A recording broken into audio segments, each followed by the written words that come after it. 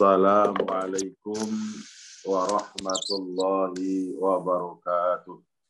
Waalaikumsalam warahmatullahi wabarakatuh. Daun salam dipotongnya pakai kampak. Jawab salamnya belum kompak. Ya. Assalamualaikum warahmatullahi wabarakatuh. Waalaikumsalam warahmatullahi wabarakatuh.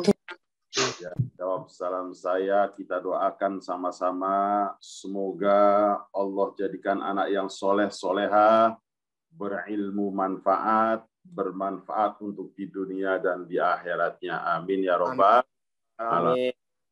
Yang tidak mau jawab salam saya doakan ayahnya kawin lagi.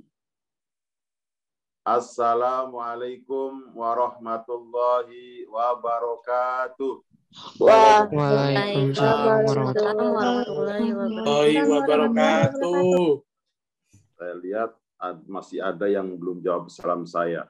Jangan-jangan berharap ayahnya kawin lagi biar punya mama dua. Aduh, jangan dong. Ya. Oke. Ya. Bismillahirrahmanirrahim. Alhamdulillahirabbil alamin. Wassalatu wassalamu ala asyrafil anbiya'i wal mursalin. Sayyidina wa syafi'ina wa maulana Muhammadin wa ala alihi wa sahbihi ajma'in.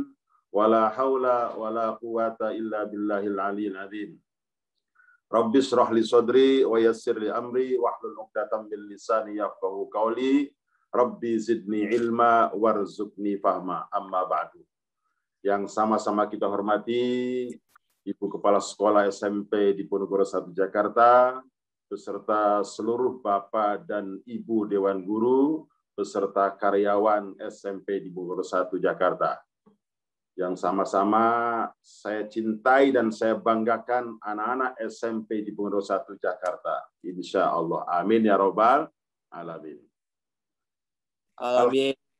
Alhamdulillah kita ucapkan kehadiran Allah Subhanahu wa taala yang telah memberikan kenikmatan yang tiada terhingga kepada kita semua, terutama nikmat panjang umur, nikmat sehat walafiat, nikmat Islam serta nikmat iman kita kepada Allah Subhanahu wa taala, sehingga dengan nikmat-nikmat yang Allah berikan kepada kita semua, alhamdulillah pada pagi hari yang sejuk ini pula kita semua dapat berkumpul bersama-sama. Walaupun dengan cara Zoom meeting, kita dapat melaksanakan acara halal bihalal yang dilaksanakan oleh SMP di Ponorogo 1 Jakarta tahun ajaran 2020-2021. Tentunya dengan doa dan harapan kita semua, dengan diadakan acara halal bihalal ini dapat meningkatkan kesolehan kita dengan menjadi anak yang birrul walidain dan dapat meningkatkan mahabbah kita, cinta kita kepada Rasulullah SAW, dan juga dengan adanya halal bihalal ini dapat meningkatkan kualitas iman dan takwa kita kepada Allah Subhanahu wa taala. Amin amin ya rabbal alamin. Jamaah alhamdulillah. Sebelum kita memasuki materi kita yang akan kita sampaikan hikmah daripada halal bihalal itu sendiri, terlebih dahulu mari kita bersama-sama membaca sholawat Nabi. Semoga dengan sholawat yang akan kita baca, kelak di akhirat nanti kita akan mendapatkan syafaat dari Nabi besar kita Muhammad sallallahu alaihi wasallam. Allahumma shalli wa sallim wa barik alaihi. Sama-sama kita baca salatullah salamullah ala toha rasulillah. Salatullah salamullah ala yasin habibillah. Semuanya baca. Salatullah salamullah ala toha rasulillah. Salatullah salamullah ala yasin. Diponegoro sekolah kita, gedungnya indah dan megah. Di tengah-tengah ada masjidnya, di samping masjid ada lapangan futsalnya. Salatullah, salamullah, ala toha rasulillah. Salatullah, semuanya baca. Ala yasin habibillah. Sopan santun siswa-siswinya, lemah lembut guru-gurunya, murah senyum walau di tanggal tua, apalagi di tanggal muda. Salatullah, semuanya baca. Ala toha rasulillah. Salatullah, salamullah, ala yasin habibillah.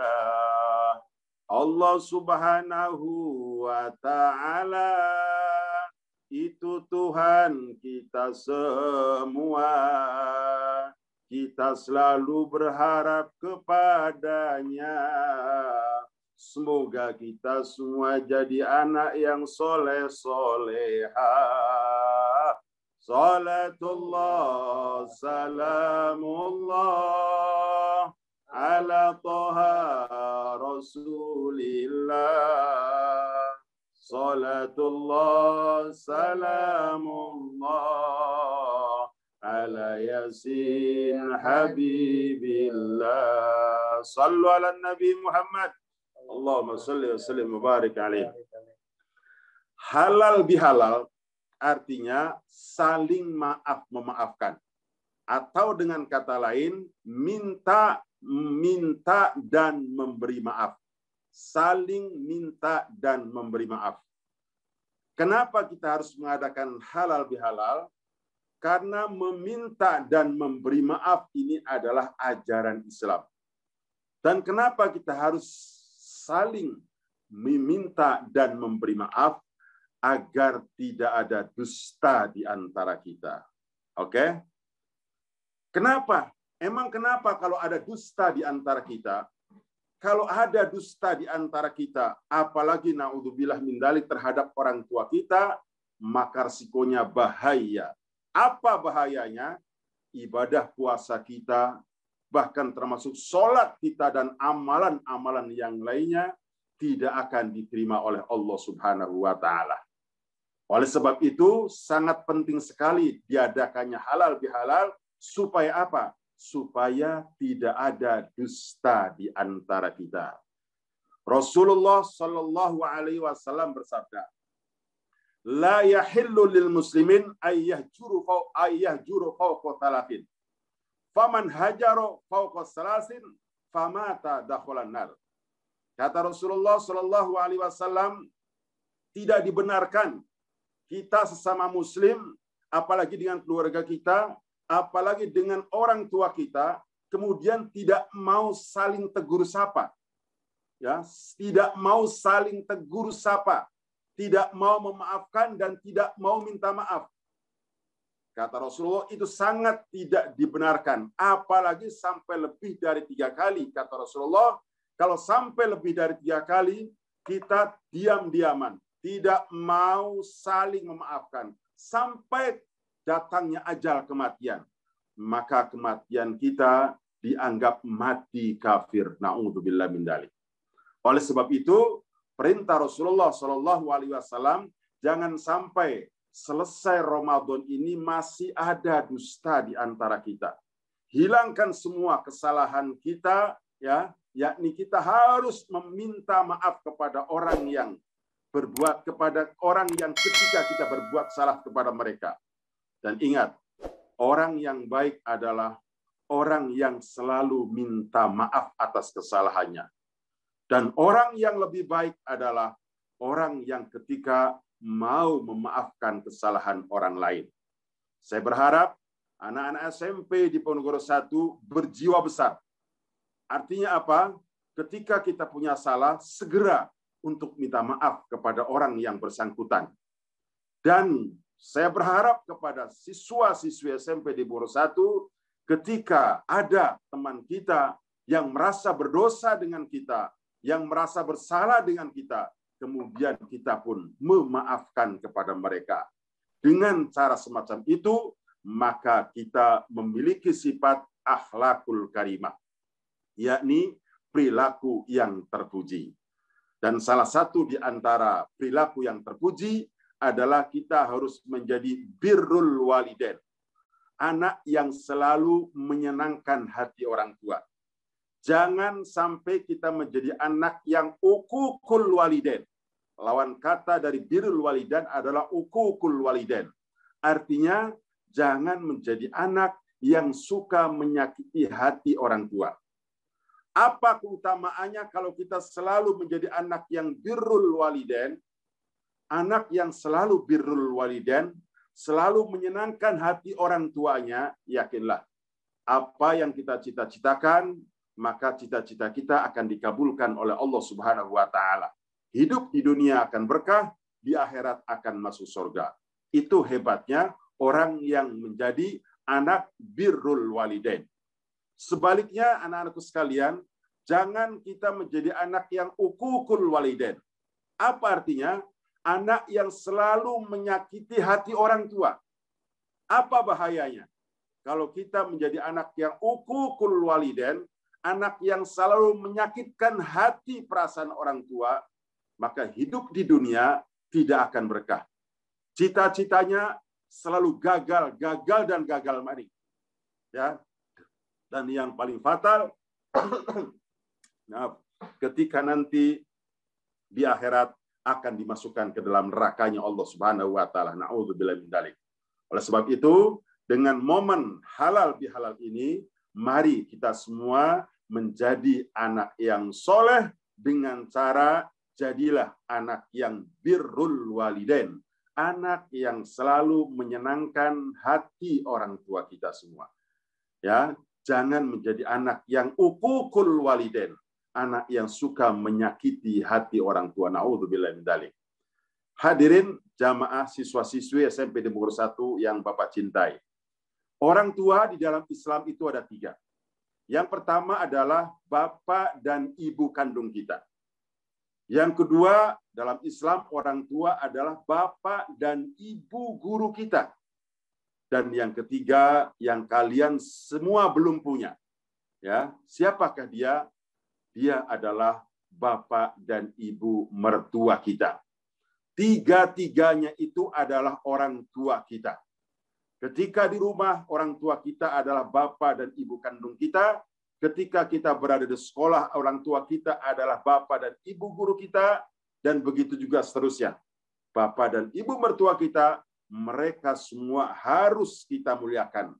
Harus kita jadikan birrul walidain kepada mereka. Supaya apa? Supaya kehidupan kita berkah di dunia. Cita-citanya akan dikabulkan oleh Allah Subhanahu wa taala apa yang kita inginkan, dan di akhiratnya yakinlah kita akan dimasukkan ke dalam surganya Allah Subhanahu wa taala. Ya, jangan sampai kita menjadi anak yang ukukul walidain. Pesan Bapak, orang tua yang 3 ini, paling tidak yang kalian baru miliki 2, ya kan? Tolong jangan sampai kalian sempat di dalam hati kalian ada rasa gundal, ada rasa sebel, ada rasa benci kepada mereka. Allah Maha tahu, Allah Maha mengetahui apa yang ada di dalam hati kita. Kalau ada rasa dendam, kalau ada rasa benci kepada mereka, maka naudzubillah yang akan kita dapatkan kegagalan dan kegagalan. Dan ketika kita tidak mau memaafkan kesalahan orang lain, maka kita termasuk orang yang sombong. Apa akibat orang yang sombong?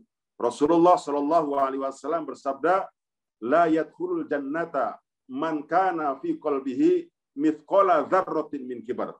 Kata Rasulullah, tidak akan masuk surga bagi orang yang di dalam hatinya ada sifat sombong.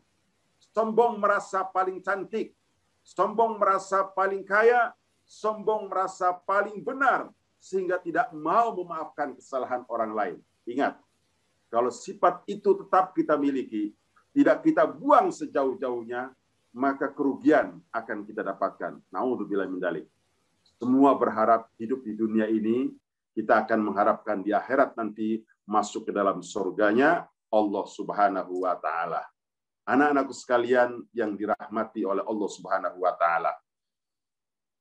Ketika kita di bulan Ramadan, Rasulullah Shallallahu Alaihi Wasallam pernah bersabda yang artinya, ketika Ramadan itu datang, bumi, langit, matahari, rembulan, bahkan laut dan pepohonan, mereka semua girang, bahagia atas datangnya bulan suci Ramadan. Dan kenapa demikian? Karena di bulan Ramadan adalah bulan yang penuh dengan ampunan Allah. Karena di bulan Ramadan, bulan yang dilimpah gandakan pahala kebaikannya. Karena di bulan Ramadan, bulan yang Allah penuh kasih sayang kepada hambanya. Dan yang hebatnya lagi, karena di bulan Ramadan atau dengan bulan Ramadan, siapapun yang berdosa, kemudian bertaubat kepada Allah Subhanahu wa Ta'ala, maka semua dosa-dosanya akan diampuni oleh Allah Subhanahu wa Ta'ala, sehingga orang tersebut suci bersih bagaikan bayi yang baru lahir dari kandungan ibunya. Sebagaimana sabda Rasulullah Shallallahu Alaihi Wasallam, "Syahrul Ramadan, syahru kataballahu alaikum siyamahu, wa sanantu lakum qiyamahu, faman shamahu wa qamahu imanan wa ihtisaban, kharaja min dzunubihi kayauma waladat ummuh."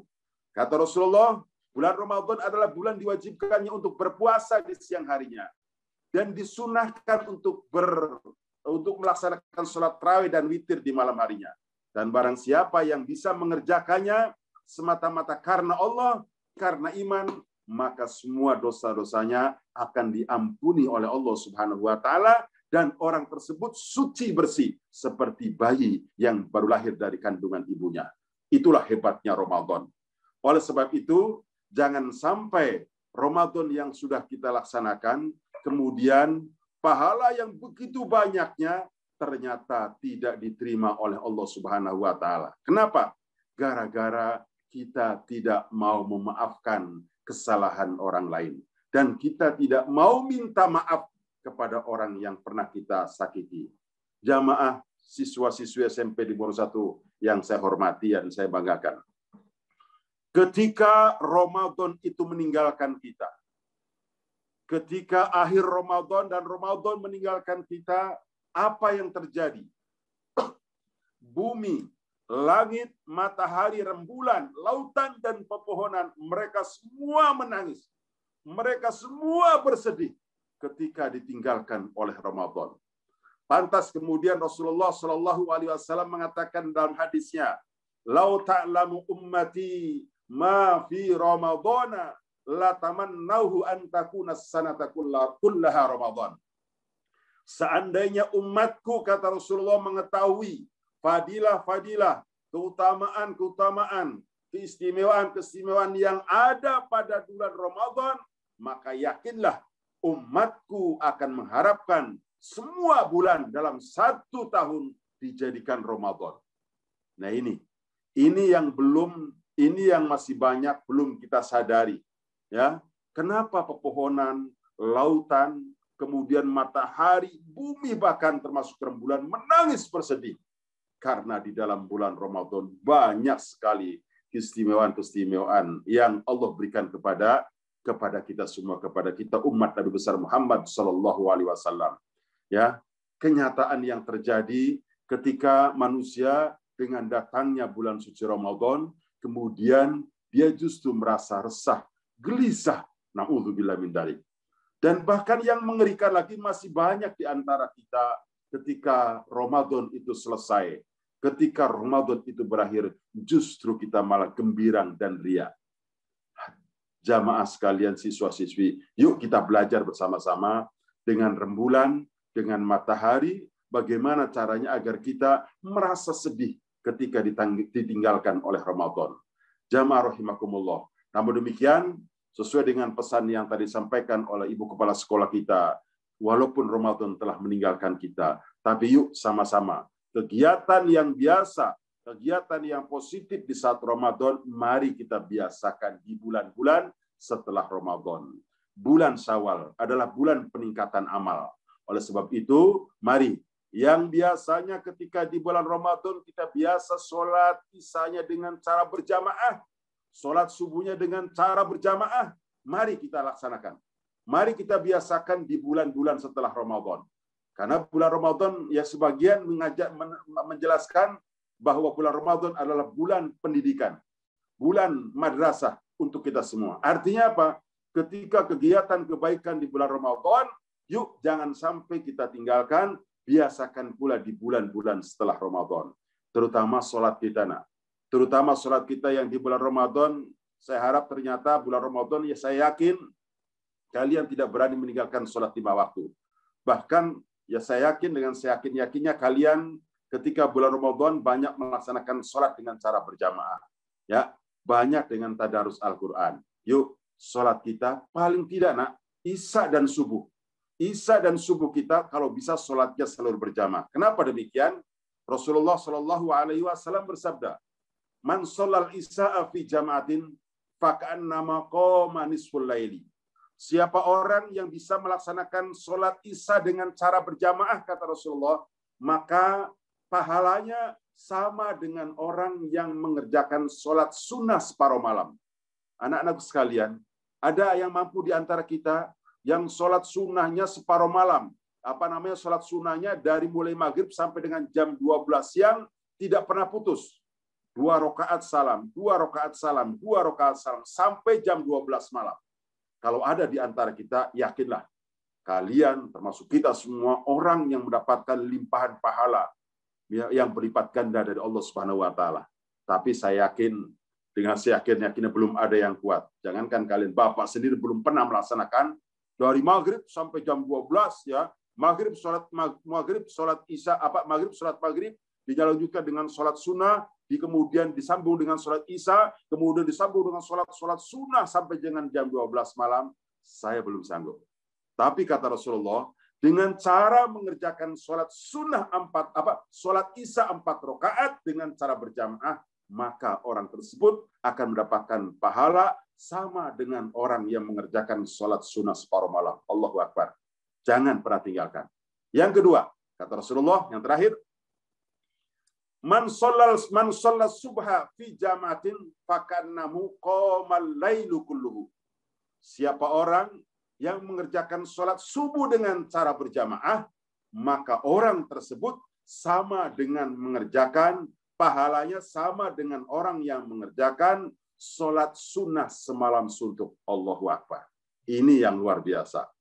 Ketika kita dalam kondisi kecapean, ya, atau diiringi dengan sifat malas, bagaimana caranya agar pahala sholat malam kita tidak putus?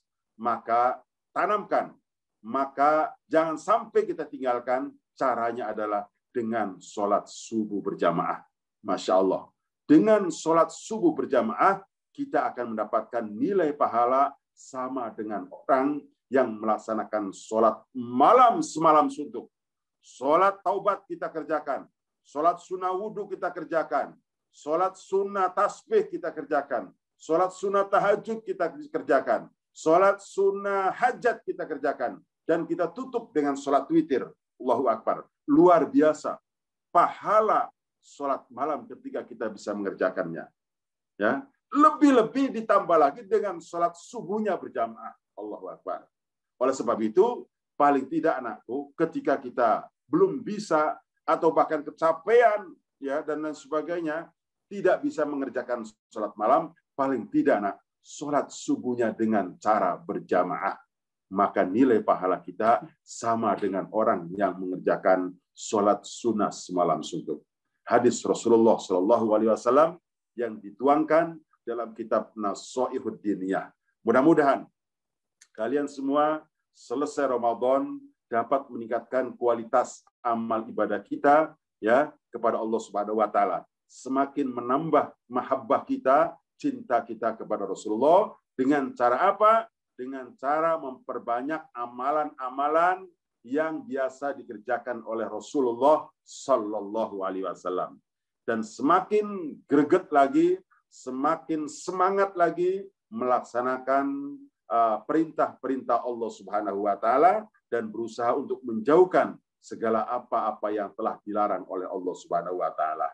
Yang terakhir, pesan Bapak, semoga kalian semuanya selesai Ramadan ini tidak ada dusta di antara kita. Supaya apa? Supaya puasa kita, ibadah kita yang lainnya semuanya diterima oleh Allah Subhanahu wa taala. Sungguh sangat merugi ketika kita amal ibadah kita tidak diterima oleh Allah Subhanahu wa taala. Gara-gara apa? Gara-gara tidak mau minta maaf dan tidak mau memberikan maaf. Terutama anak, yuk kita jadikan diri kita sebagai anak yang birrul walidain, ya. Supaya apa? Kita kembali supaya hidup di dunia berkah, di akhiratnya masuk surganya Allah Subhanahu wa taala. Jangan jadi anak yang ukukul walidain, anak yang durhaka kepada kedua orang tua kita. Ingat, orang tua ada 3 tadi saya sampaikan, tolong jangan sampai kita sia-siakan. Ketika kita menjadi anak yang durhaka, maka di dunia hidupnya tidak berkah, di akhirat masuk ke dalam neraka. Tahu neraka, nak? Tahu neraka? Tahu neraka tidak? Pernah lihat neraka? Saya tidak pernah melihat neraka. Tapi pertanyaan, tahukah neraka? Saya tahu. Dari mana taunya? Dari Al-Quran. Allah berfirman di dalam surat At-Tahrim, A'udzubillahi minasyaitonirrajim, Ya ayyuhalladzina amanu qu anfusakum wa ahlikum naro. Wahai orang-orang yang beriman, selamatkanlah dirimu dan keluargamu dari api neraka. Apa itu api neraka? Waquduhan nas wal hijarah. Yang mana kata Allah Subhanahu wa taala, bahan bakarnya neraka adalah manusia dan batu. Semakin banyak manusia masuk ke dalam neraka, semakin membara, semakin menyala neraka. Kita jadi tahu kan? Hati-hati dengan neraka. Bahkan alaiha malaikatun ghiladun syidadun la ya'sunallaha ma amarkum. Kata Allah, malaikat yang ada yang menjaga neraka itu ghiladun, kejam, jahat, syidadun, keras, tidak peduli. Ini yang kita khawatirkan. Ya. Malaikat yang menjaga neraka tidak peduli dengan siapapun. Karena itu perintah Allah, saya harus laksanakan, saya harus ceburkan, saya harus tekan, ya. Bagaimanapun tetap dia harus masuk ke dalam neraka. Inilah kata Allah Subhanahu wa taala, malaikat penjaga neraka ghiladun, keras, ya, syidadun, keras, kejam, pedih. Nauzubillahi min dzalik. Ya, la ya'sunallah. Mereka itu malaikat tidak pernah durhaka kepada Allah, yakni semua melaksanakan perintahnya dan tidak durhaka kepada Allah Subhanahu wa taala. Anak sekalian, yuk sama-sama di dalam kehidupan yang sementara ini, yang sangat singkat ini, mari kita semua jadikan bagaimana agar kehidupan kita di dunia berkah, di akhirat masuk surga. Karena kata kuncinya, kata Rasulullah SAW, jadilah orang yang cerdas. Apa itu orang yang cerdas, nak? Orang yang cerdas menurut Rasulullah adalah orang yang mencari ilmu sebanyak-banyaknya, mencari harta sebanyak-banyaknya, tujuannya adalah untuk mencari kebahagiaan di akhirat. Jadilah orang yang sukses, kata Rasulullah. Ya, apa sukses menurut Rasulullah? Kata Rasulullah, orang yang sukses adalah orang yang hidup di dunia berkah, di akhiratnya masuk surga. Mudah-mudahan kita semua siswa-siswi SMP di Pondok 1 Jakarta, termasuk kita semua guru-gurunya, menjadi orang-orang yang sukses dan menjadi orang-orang yang cerdas menurut resep Rasulullah Sallallahu Alaihi Wasallam.